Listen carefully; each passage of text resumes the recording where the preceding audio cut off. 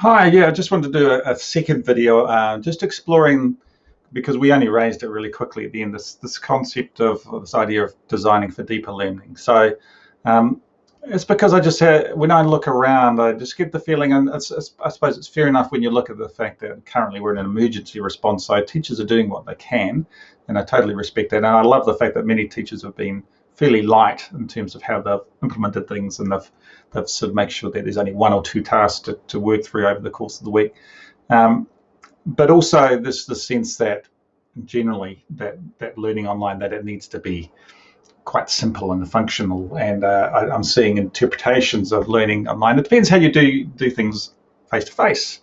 So those of us in face to face, many teachers who will be exploring different ways of approaching learning, and it may be inquiry, research-based stuff. It may be some knowledge building, as I mentioned very quickly in the session. There may be some project-based learning, which is very a sort of a hot topic currently. And all these things are entirely doable online. In fact, many of them can be done in really rich, interesting ways that expand well beyond what we can do face-to-face, because the internet is a point of connection. It means you can open up the world to students, and it doesn't just have to be from within your own wee class space or your school. And so you could have all sorts of rich project-based learning happening across schools, across countries, as we've seen, all sorts of global initiatives. And it's just when it's fully online, those sorts of things, it's just a matter of how you think about designing it to enable it, because you can't actually explain those sorts of complex tasks easily. They can't be explained simply. You can sort of structure it.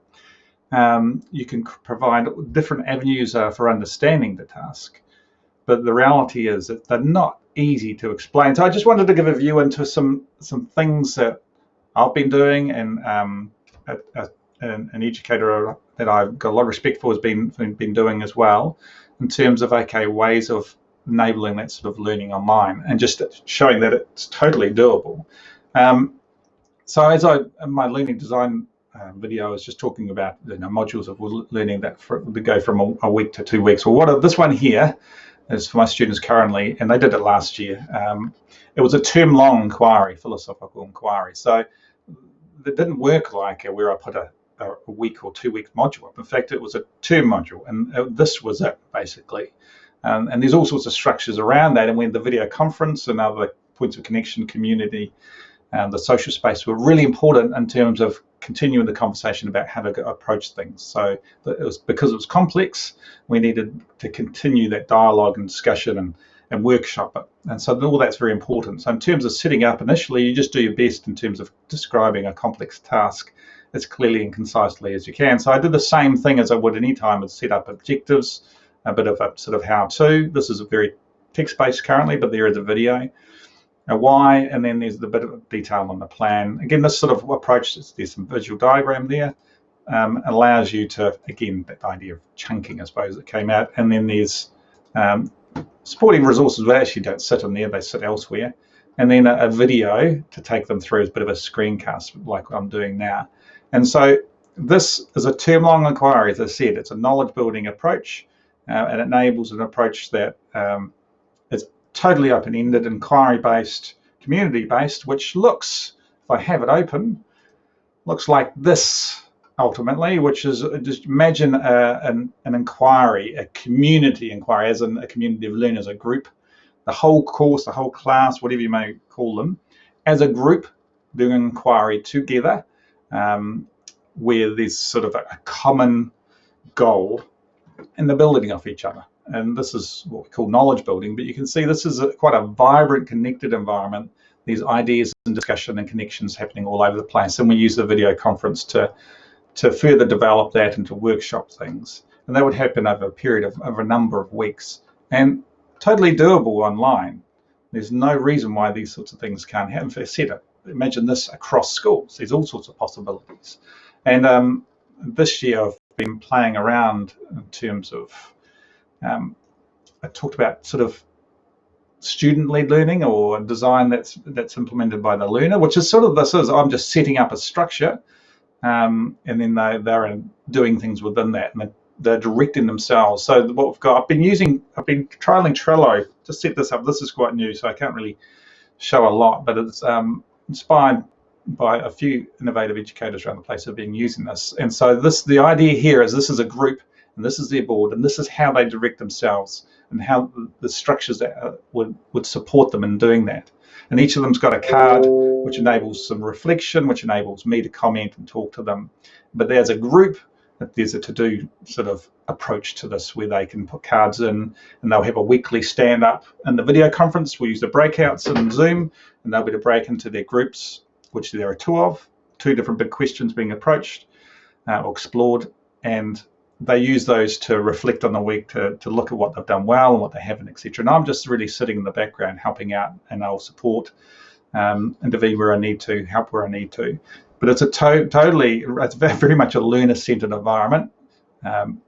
Project-based to some extent is more knowledge building, but you could do project-based learning in this sort of environment. And to take this to another level, this is not me, this is an educator named Renee Mackey.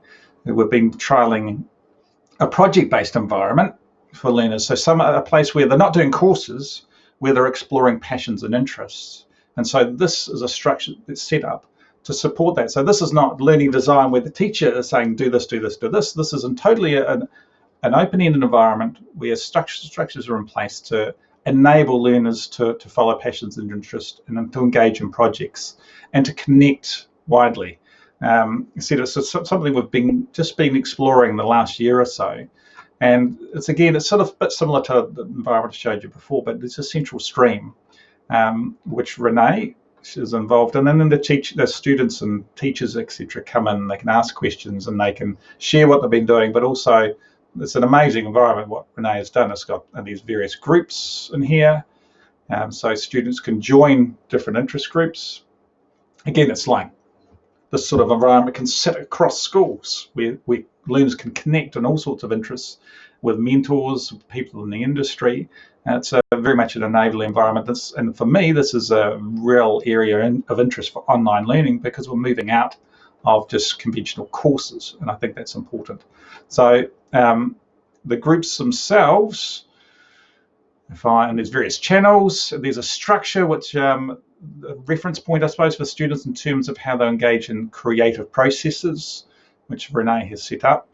Again, if I can get the groups going, we can have a look at the various interest areas.